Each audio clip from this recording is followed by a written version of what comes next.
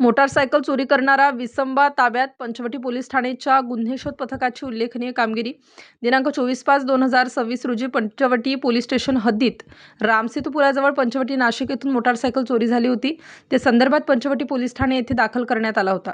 Panchavati police ठाण्याचे गुन्हे शोध पथक नमूद गुन्ह्यातील मोटारसायकलचा शोध घेत असताना गोदा पार्क येथे पेट्रोलिंग करीत असताना एक संशयित इसम मिळून आल्याने त्याचे नावगाव विचारले असता सदर इसम हा विधी संघर्षित बालक असल्याने त्याच्याकडे अधिक विचारपूस केली असता त्याने अशाच प्रकारे 5 मोटारसायकल चोरी केल्याचे सांगत असल्याने त्याच्या पालकासमक्ष जप्ती पंचनामा करून जप्त करण्यात आले.